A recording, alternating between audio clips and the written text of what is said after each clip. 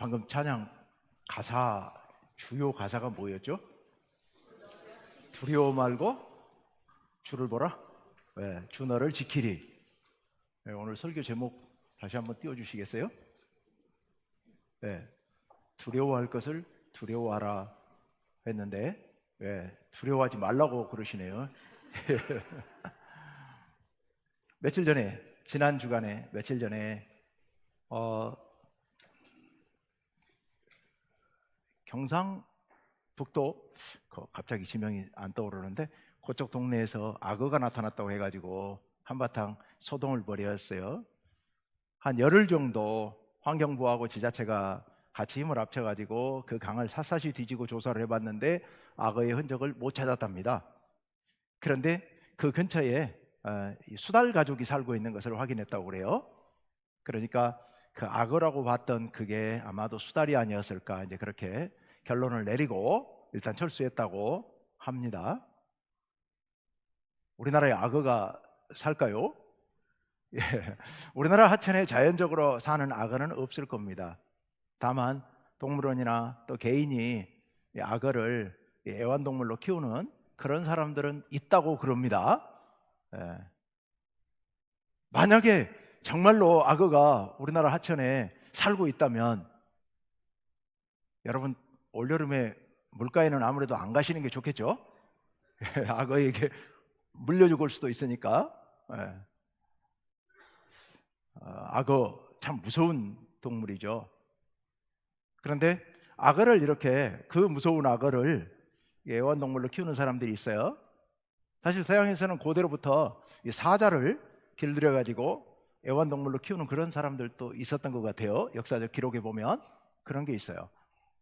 와, 어떻게 사자를? 겁나지 않나? 잠잘 때라도 나를 해치면 어떡하나? 굉장히 두려운 일일 텐데도 그렇게 하는 사람들이 있었던 것 같습니다. 사람마다 이 두려워하는 그 대상은 조금씩은 차이가 있는 것 같아요. 비슷하지만 길 가다가 개를 만나면 어떤 사람들은 뭐 그냥 보자마자 겁먹고 뒷걸음질 치는 반면에 어떤 사람들은 개를 보면 너무 반가워서 이쁘다고 쫓아가서 이렇게 만지고 뭐 이러는 사람들도 있고요. 고양이도 어떤 사람은 끔찍하게 싫어하는 반면에 어떤 사람들은 굉장히 좋아서 또 이렇게 기르는 사람들이 있고요. 여러분은 뭘 두려워하세요? 저는 남들이 두려워하는 건 그렇게 많이 별로 두려워하지 않은 것 같아요. 높은 데로 올라간다든지 으슥한 데를 간다든지 깜깜한 밤에 골목길을 간다든지 뭐 별로 겁나지 않습니다. 어려서부터 그랬던 것 같아요. 별로 뭐 다른 사람들 겁먹어가지고 뭐 어떻다는데 나는 전혀 뭐 그런 거에 대해서 별 두려움이 없어요. 근데 제가 유독 두려워하는 게 하나 있습니다. 이게 뭘까요? 저는 물이 무섭습니다. 그래서 물 좋은데 물속에 들어가가지고 물이 가슴 높이 정도만 올라와도 그 순간부터는 온 몸에 막 압박감을 느껴가지고 몸이 막 굳어져 버리는 그런 느낌을 가져요. 죽을 것 같아요. 그래서 제가 수영을 못 배우고 말았습니다. 시도는 했다가 억지로. 제 아내가 소원이 하나 있다면 저하고 같이 수영장 가는 거거든요. 근데 저는 영 못할 것 같아요, 그거는. 근데 이게 저만 그러는 게 아니라 저희 집안 내력이더라고요. 저희 집안 내력이 그래요. 저희 어머니도 저희 딸도 그런 딸이 하나 있어요. 그래서 아예 그냥 저도 참고 할 만한 일이 못 되구나 싶어서 포기했습니다. 사람이 뭔가를 두려워한다라는 거, 모든 사람에게 두려워하는 대상은 있습니다. 공통적인 것도 있고 개별적인 것도 있고. 오늘이 6월 25일이잖아요. 6.25 전쟁이 일어난 지 올해 73주년 되는 날입니다. 이 6.25 전쟁 정말 끔찍한 전쟁이었죠. 2차 대전 이후에 세계 패권을 놓고서 미소가 서로 대립할 때 사실상 우리나라에서 대리전을 벌인 거나 마찬가지였는데, 아시는 것처럼 3년 1개월 동안 전쟁을 벌였습니다. 전 세계 군대가 동원되어서 사실은 우리나라에서 싸웠죠. 250만 명 가까운 사람이 죽었고요. 전쟁 고아만 적게 잡아도 10만 명 정도가 나왔다고 합니다. 우리가 잘 아는 것처럼 온 국토가 다 초토화가 됐습니다. 그 전쟁의 영향으로 인해서 우리나라는 한동안 정말 많은 고통을 당해야 했습니다.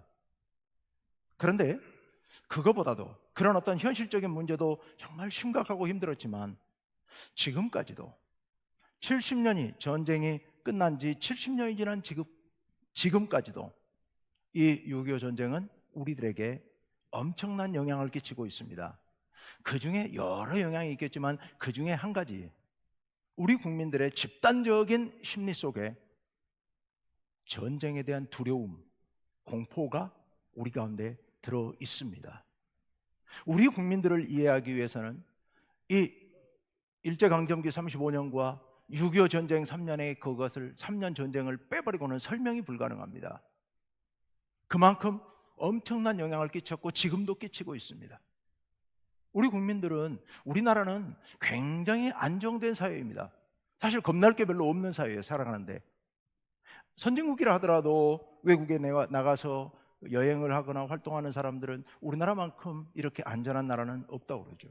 치안이 아주 잘 돼 있습니다. 사회가 아주 질서 있습니다. 흐트러짐이 별로 없습니다. 굉장히 좋은 사회입니다. 그럼에도 불구하고 우리 국민들이 근본적으로 갖고 있는 불안감, 그 불안감의 뿌리가 이 6.25 전쟁일 겁니다. 전쟁에 대한 공포와 불안감, 그것 때문에 우리나라는 지금도 엄청난 전비를 쏟아붓고 있고 지금도 북한 혹시라도 핵전쟁이 일어나지는 않을까 하는 그런 두려움과 불안 가운데 우리들은 살아가고 있습니다. 인간의 삶에 있어서 이 불안이라고 하는 게 엄청난 영향을 끼치는 거기 때문에 어떻게 보면 사람을 이해하는 데 있어서, 어떤 사람을 이해하는 데 있어서 그 사람이 무엇을 불안해하고 있는가, 무엇을 두려워하고 있는가 하는 것을 아는 것은 대단히 중요한 문제이죠. 우리 뭘 두려워합니까?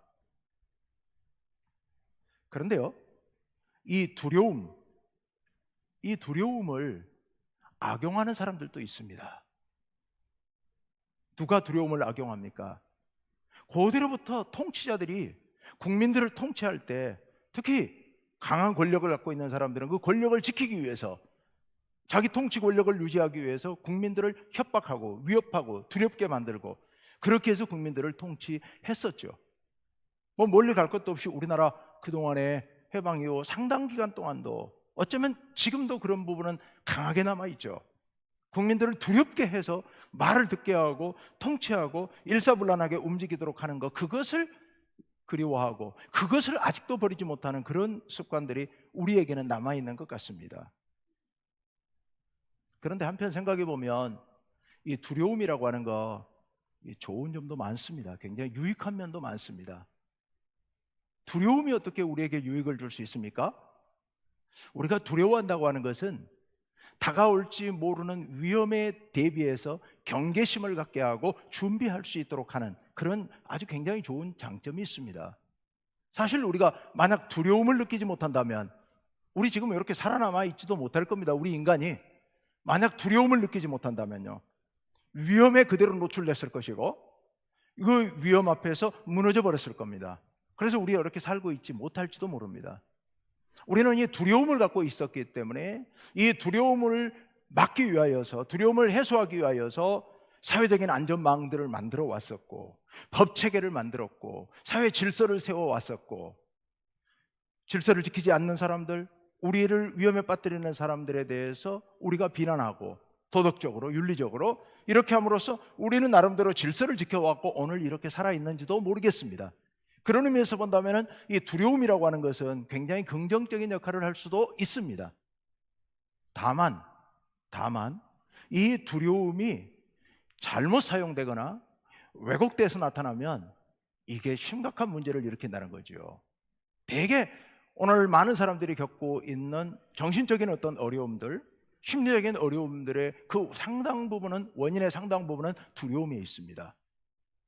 어려서 부모로부터 떨어졌는데, 분리됐는데, 그게 너무 그런 분리된 상태에서 큰 일을 당하거나 두려운 일을 당하면요, 그게 평생 그 심리에 영향을 끼치게 됩니다. 그래서 그가 어떤 사람을 만나거나 어떤 행동을 하려 할 때 많은 제약을 받게 됩니다. 그로 인해서 두려움이라는 것이 아까 통치 권력 얘기했습니다만 그렇게 악용됐을 때도 사회적으로 심각한 문제가 될 수도 있습니다.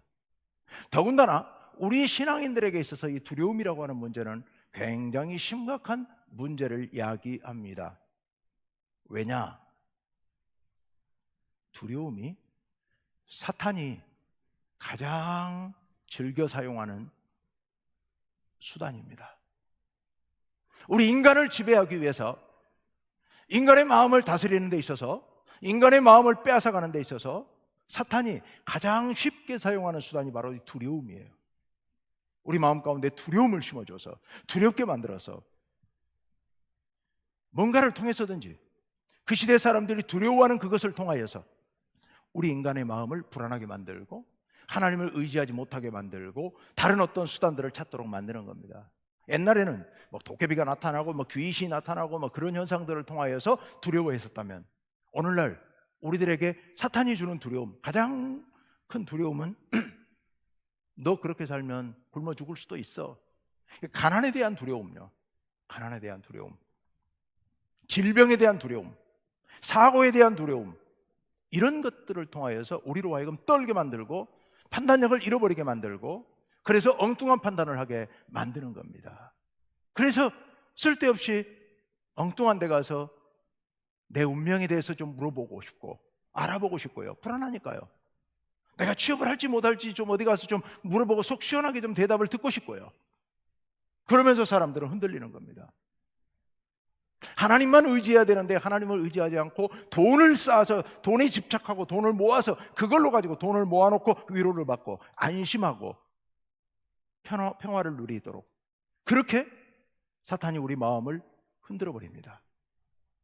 두려움. 이 두려움을 우리가 어떻게 다스릴 것인가? 우리가 무엇을 두려워하고 무엇을 두려워하지 말아야 할 것인가? 이건 정말 중요한 문제이죠. 오늘 성경 말씀 마태복음 10장 말씀을 보았는데요, 마태복음에는 예수님께서 설교하신, 제자들에게 설교하신 내용을 5토막으로 묶어놨습니다. 그 중에 두 번째 설교 묶음이 마태복음 10장이죠. 그런데 마태복음 10장은 제자 파송 설교라고 합니다. 예수님께서 12명의 제자를 세우시고 그리고 그 12명의 사도를 파송하십니다. 가서 하나님 나라의 복음을 전할 것, 병자들이 있으면 병자들을 고쳐주고 귀신 들린 사람이 있으면 귀신을 쫓아낼 것, 하나님께서 제자들에게 명령하신 말씀이죠. 예수님께서. 그리고서 예수님께서 제자들에게 경고를 하십니다. 뭘 경고하시느냐? 너희가 이렇게 나가서 복음을 전하려 할 때 핍박이 있을 것이라는 겁니다. 고난이 닥칠 것이라는 겁니다. 너희가 나를 따르고 복음을 믿고 하나님 은혜 안에서 살아간다고 하지만 너희가 세상을 살아가는 동안에 감당할 수 없는 엄청난 압박이 너희들에게 가해지게 될 것이다. 사람들이 너희를 고발해서 통치자들에게, 총독에게 고발하게 될 것이고, 그들이 너희를 옥에 가두게 될 것이고, 공회에 끌려가게 될 것이고, 채찍질을 당하게 될 것이고, 침뱉음을 당하게 될 것이다라는 말씀을 예수님께서 오늘 본문 앞에서 쭉 말씀하십니다. 실제로 예수님께서 살아계시는 동안에 제자들에게 이런 아픔은, 이런 핍박은 심하지 않았습니다만은, 예수님께서 부활 승천하신 후에 사도행전에 보면 제자들이 당했던 핍박이 말도 못하게 심한 핍박을 당하게 되죠. 우리가 잘 아는 것처럼 처음 세워진 스데반 집사, 돌에 맞아 죽었지 않습니까? 또 야고보 사도 목이 잘려 죽었지 않습니까? 사도 바울, 말할 수 없는 그런 심한 고난을 오랜 시간 동안 당하면서 복음을 전해야 했습니다. 엄청난 핍박이 가해지게 되는 거죠. 그런데 예수님께서 그 말씀을 하시면서 너희에게 핍박이 있을 것이다, 너희가 감당할 수 없는 어려움이 닥칠 것이다 라고 말씀하시면서, 그러면서 예수님께서 그들에게 이런 말씀을 하십니다. 오늘 본문의 24절 말씀 같이 봅시다. 다 함께 시작. 제자가 그 선생보다 또는 종이 그 상전보다 높지 못하나니. 이게 무슨 말씀이냐면, 여기서 제자 또 종, 이건 이제 제자들을 가리킵니다. 선생, 상전은 예수님을 가리킵니다. 예수님께서 내가 십자가에 못 박혀 죽을 것이다, 그런데 너희가 고난을 당하겠지만 내가 받는 이 고난만큼은 못할 것이다, 이 말씀이에요. 그러니까 제자들이 너희들이 당할 고난은 나보다 높지 못하다, 내가 당할 고난만큼 강도가 높지 못할 것이다 라는 그런 말씀이에요. 또 25절 말씀에 이런 말씀을 하시죠. 집주인을 바알세불이라 하였거든. 하물며 그 집 사람들이라. 예수님을 가리켜서 유대인들이 바알세불이 집혔다라고 얘기를 했죠. 즉 바알세불은 당시 블레셋 사람들이 섬기던 가나안의 신이에요. 기후를 관장하는, 비와 바람을 관장하는 그런 신이라고 해서 그들이 섬기는 귀신의 왕이에요. 그런데 예수님이 귀신을 쫓아내는 걸 보고 유대인들이 하는 소리가 저 예수 저 바알세불 집혔다 이렇게 얘기를 했거든요. 예수님께서 그 말씀을 하시면 나를 향해서 바알세불이 들렸다고 얘기를 했으니 너희들에게야 오죽하겠느냐? 너희들도 비난당할 것이다. 나만큼은 아닐지 몰라도 너희도 똑같이 비난당할 것이다 라는 말씀을 하시는 겁니다. 자, 그렇게 너희들이 비난받을 때 그럼 너희는 어떻게 해야 될 것인가? 26절 말씀에 다 같이 읽습니다. 시작. 그런즉 그들을 두려워하지 말라. 감추인 것이 드러나지 않을 것이 없고 숨은 것이 알려지지 않을 것이 없느니라. 아멘. 두려워하지 말라라고 말씀하시면서 감추인 것, 숨은 것이 드러나고 알려질 것이다 라고 말씀하세요. 여기 감추인 것과 숨은 것이 뭐냐? 이게 진리요. 여기서 말하는 이 진리는 제자들을 통하여 선포하라고 명령하신 예수님의 복음을 얘기하는 겁니다. 하나님 나라의 복음. 하나님 나라의 복음이 지금은 너희가 전하는데 이 전하는 힘이 미약하고 사람들이 듣지 않고 세상에 드러나지 않겠지만 그러나 이 진리는 반드시 드러나게 될 것이다. 반드시 세상이 다 알려지게 될 것이다. 그러니 걱정하지 마라. 너희가 복음을 전하면서 복음의 열매가 맺히지 않는 것에 대해서 걱정하지 마라. 때가 되면 알려지게 돼 있고 때가 되면 드러나게 되어 있다 라고 예수님께서 말씀을 하십니다. 그러면서 예수님께서 이 참새 비유를 드세요. 무슨 참새 비유냐? 참새 2마리가 한 아사리온에 팔리는 것이 아니냐라고 말씀하세요. 여기 아사리온은, 한 아사리온은 지금 돈으로 한 몇천 원 정도 되는 돈입니다. 당시 동전인데, 로마의 동전인데 아주 작은, 가장 작은 돈이에요. 그런데 참새 2마리가 한 아사리온에 팔린다 그러니까 참새 1마리가 반 아사리온에 거래가 된다는 뜻이에요. 그런데 그럼에도 불구하고 그 작은 참새 1마리도 내 허락이 없이는 땅에 떨어지지 않을 것이다, 죽지 않을 것이다 라고 말씀하십니다. 그러면서 28절에서 이렇게 말씀하시죠. 다 함께요. 시작. 몸은 죽여도 영혼은 능히 죽이지 못하는 자들을 두려워하지 말고. 몸은 죽여도 영혼은 죽이지 못하는 자들. 세상 사람들이 너희를 핍박할지라도 너희를 죽이지 못한다는 거예요. 혹시 너희 몸은 죽일지 모르겠지만 너희 영혼은 죽일 수가 없다. 물론 여기서 영혼을 육신, 몸과 구별되는 그런 영혼을 말씀하신 것은 아닙니다. 여기서 말하는 영혼은 하나님께서 우리에게 주신 참 생명을 이야기하는 겁니다. 영원한 생명, 하나님께서 우리에게 주시는 참 생명, 이 생명은 그들이 어떻게 할 수 없다는 거죠. 혹시 너희 몸은 가둘 수 있고 죽일 수 있을지 몰라도 너희의 영혼은 어떻게 할 수 없다. 너희의 참 생명을 빼앗아갈 수는 없다. 왜? 이 참 생명은 우리 하나님께서 주신 것이기 때문에요. 그래서 31절 말씀에서 이렇게 말씀하세요. 다 같이요. 시작. 두려워하지 말라. 너희는 많은 참새보다 귀하니라. 여러분, 참새보다 여러분 귀하실까요? 당연하죠. 그렇죠. 우리가 참새보다야 귀하지 않겠습니까? 그런데 하나님께서 참새 1마리가 땅에 떨어지는 것도 하나님께서 허락하지 않으면 그렇게 되지 않는다고 말씀하셨는데, 우리 한 목숨 살고 죽는 것 누구에게 달려있다고요? 우리 하나님께 달려있다는 겁니다. 그러니 두려워하지 말라, 겁먹지 말라, 담대하게 나가서 복음을 전하라. 너희의 참 생명은 하나님께 달렸다, 이렇게 말씀하십니다. 여러분, 우리가 세상에 우리를 두렵게 하는 것들은 많이 있을 수 있습니다. 그렇지만 그런 것들을 두려워해서는 안 됩니다. 왜냐하면 우리의 생명은 누구에게 달려 있으니까? 우리 하나님께 달려 있으니까요. 세상에 있는 것들을 두려워해서는 안 된다는 겁니다. 그래서 예수님 말씀 속에 이런 말씀이 있습니다. 28절 하반절에, 다 함께 시작. 오직 몸과 영혼을 능히 지옥에 멸하실 수 있는 이를 두려워하라. 아멘. 몸과 영혼을 지옥에 멸하실 수 있는 분 누구예요? 우리 하나님이시죠. 우리 하나님께서만 우리의 몸도 우리의 영혼도 멸망시키실 수 있는 분이라는 겁니다. 죽일 수 있는 분이라는 겁니다. 그러니 우리가 누구를 두려워해야 되느냐? 하나님을 두려워해야 된다는 겁니다.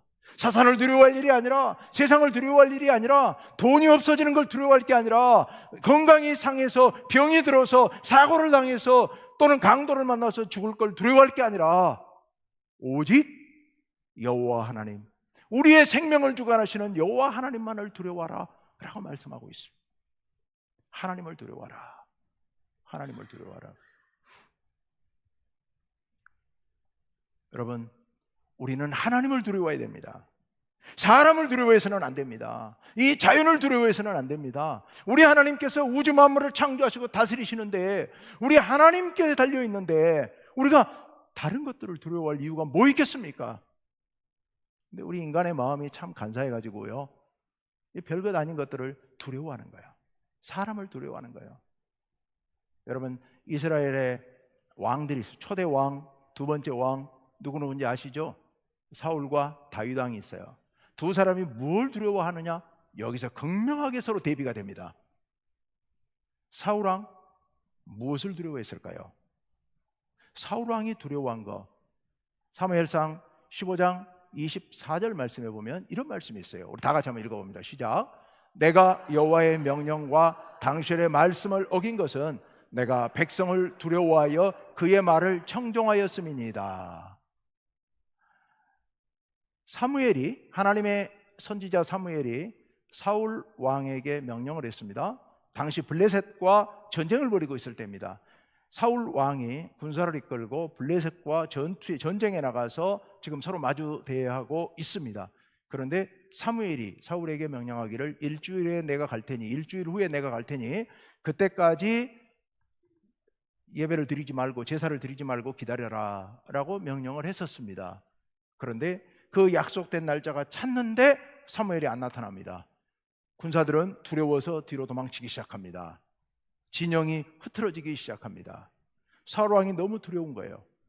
그래서 자기가 하나님 앞에 제사를 드립니다. 그 당시 사람들은 전쟁하러 나갈 때 반드시 신에게 제사를 드리고 신의 힘을 입어서 전쟁에 나가야 된다고 생각을 했었거든요. 그래서 사울도 자기가 멋대로 제사를 드립니다. 그 제사가 끝나자마자 사무엘이 나타난 겁니다. 사무엘이 나타나서 당신 뭐 하고 있습니까 지금? 당신 분명히 기다리라고 했는데, 내가 와서 제사 드릴 때까지 기다리라고 그랬는데 왜 당신 마음대로 하나님의 명령에 순종하지 않고 제사를 드렸습니까? 라고 추궁을 하니까 사울 왕이 한 소리가 이 소리입니다. 내가 여호와의 명령과 당신의 말씀을 어긴 것은 내가 누구를 두려워하여? 백성을 두려워하여. 이 백성들이, 나를 따르는 이 백성들이 나를 버리고 도망칠까 두려워서, 백성들이 반란을 일으킬까 두려워서, 그래서 내가 하나님의 명령을 어기고 제사를 드렸습니다 라고 얘기를 하는 겁니다. 하나님의 명령이 있고 백성들의 바람이 있는데 누구를 두려워해야 되느냐? 누구의 명령을 따를 것이냐? 하나님의 명령을 버리고 백성들을 두려워해서 백성들의 뜻에 따라 제사를 드렸다고 하는 요 이야기, 충격적인 이야기예요. 사울 왕은 누구를 두려워했느냐? 사람들을 두려워하고 있었던 겁니다.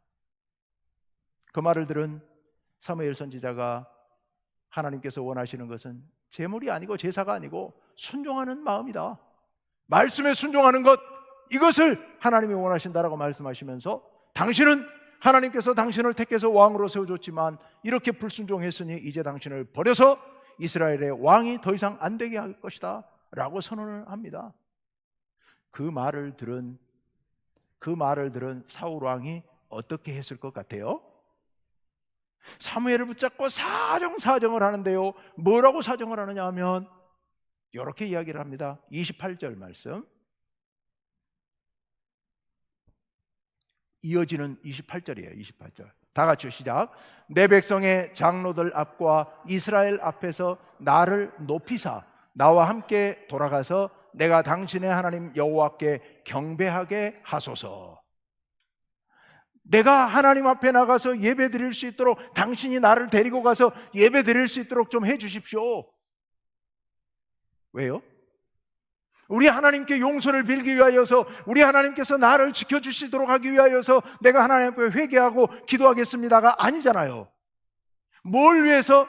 당신이 나를 끌고 가서 나와 함께 가서 예배 드리도록 나를 좀 인도해 주세요라고 얘기합니까? 누구를 위해서?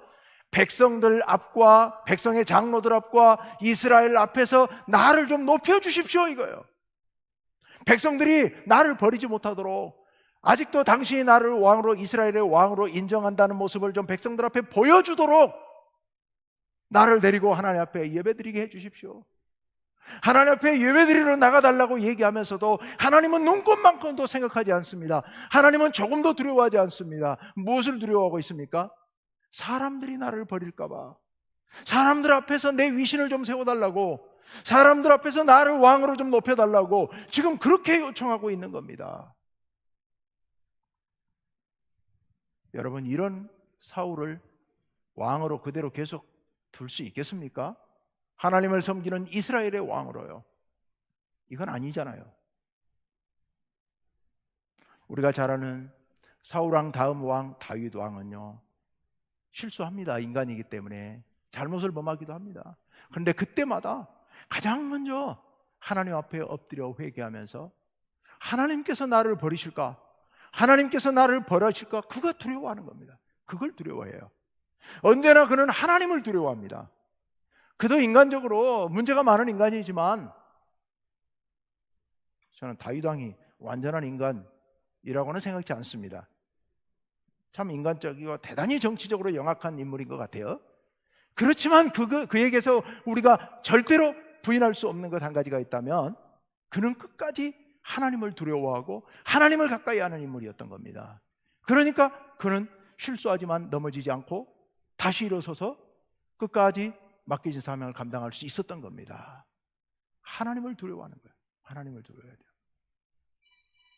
근데 여러분, 우리가 하나님을 두려워한다고 할 때 무엇을 두려워해야 될까요? 하나님의 어떤 부분을 우리가 두려워해야 될까요? 하나님께서 우리를 심판하실 것이기 때문에 그 심판을 두려워해서 떨면서, 하나님 무서워서, 하나님 눈치 보면서, 하나님 생각하면 오금이 저려서 죄악을 못 저지르고 하나님 앞에서 선한 일을 행하고, 이렇게 하라는 말씀일까요?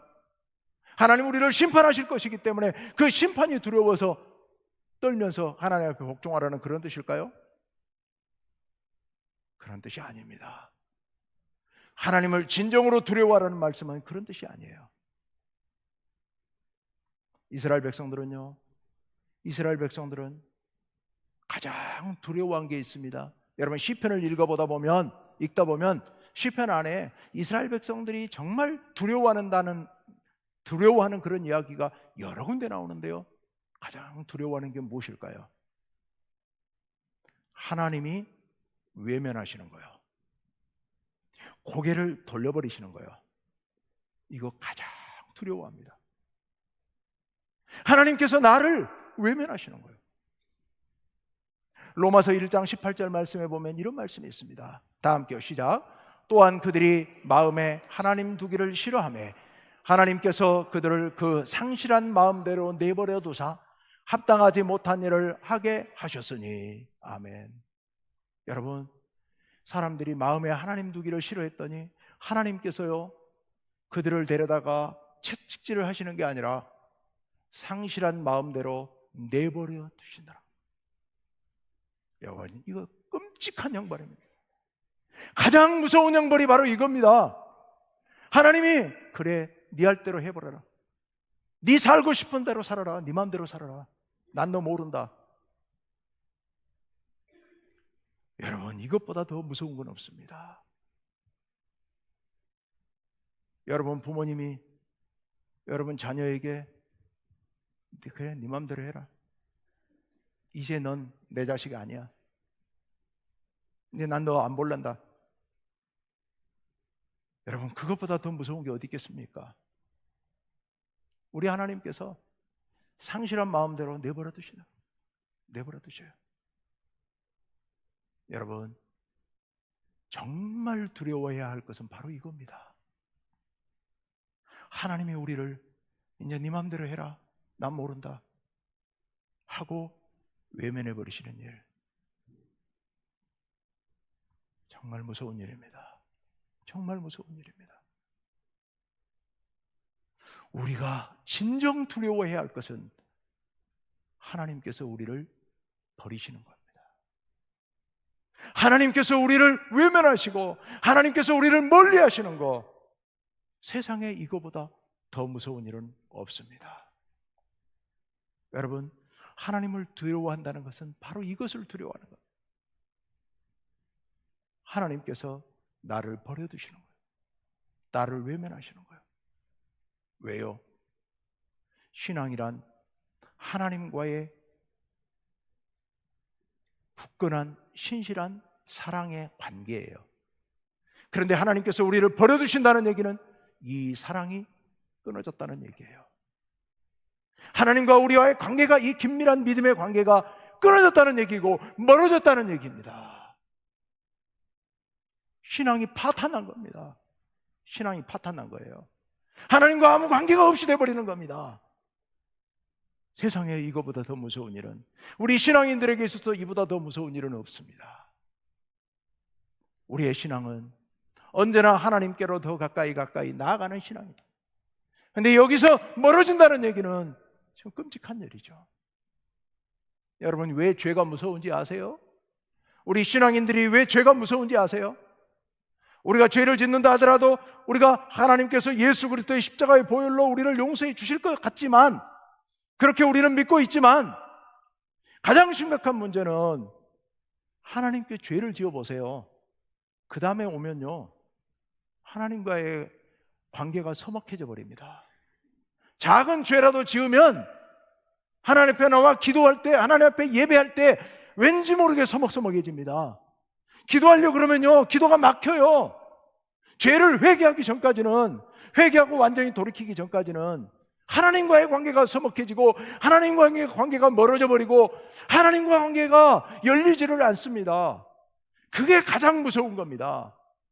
그래서 우리 믿는 사람들이 죄를 멀리하려 해야 되는 겁니다. 여러분이 주일 예배 한 번, 두 번 드려보세요. 습관됩니다. 교회 안 가는 게 더 편해요. 그리고 다른 데 가서 다른 일 하는 게 마음이 더 편안할 수도 있습니다. 처음에는 굉장히 거북하고 굉장히 불안하고, 근데 시간이 하루 이틀 흐르고 한 달, 두 달 흘러가면요, 교회 안 가는 게 너무 편하고 좋을 수도 있어요. 여러분, 이거 정말 무서운 일입니다. 내 마음속에서 예배를 드리지 않고 기도를 하지 않고 찬양을 하지 않는데도 불구하고 아무렇지도 않다고 하는 거, 맹숭맹숭하다고 하는 거, 이거 정말로 우리가 두려워해야 될 일입니다. 우리의 신앙이 하나님과의 관계에서 점점 멀어지고 있다는 얘기거든요. 이거 정말 끔찍한 일이고 우리가 정말 끔찍하게 두려워해야 될 일이 바로 이런 일입니다. 하나님과 관계가 멀어지는 거예요. 신앙은 날마다 하나님께로 더 가까이 나아가는 것입니다. 여러분, 그것을 사모하시기를 바랍니다. 멀어지는 걸 두려워하시길 바랍니다. 세상에 그 어떤 것도 두렵지 않습니다.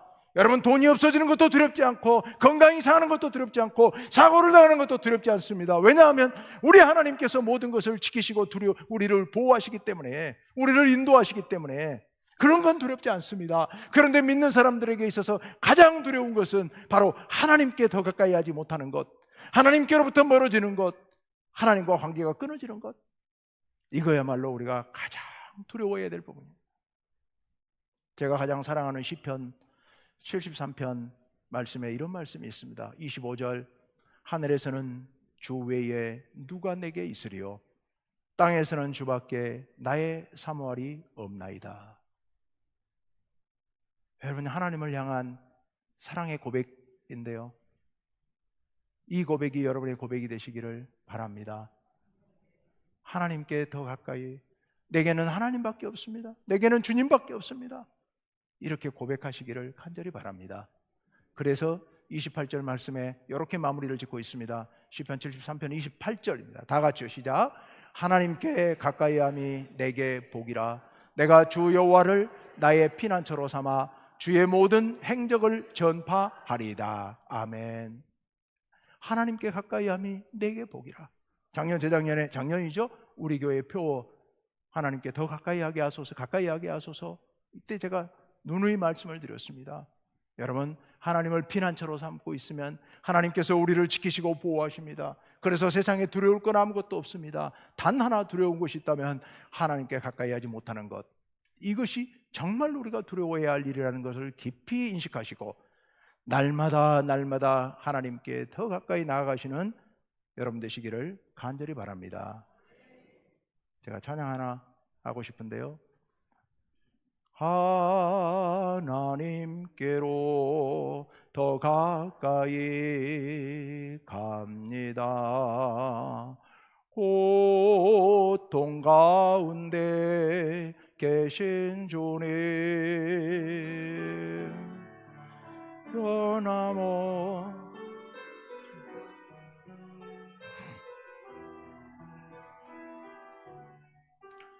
영원히 주님만을 섬기리. 반주에 맞춰서 다시 한번 합시다.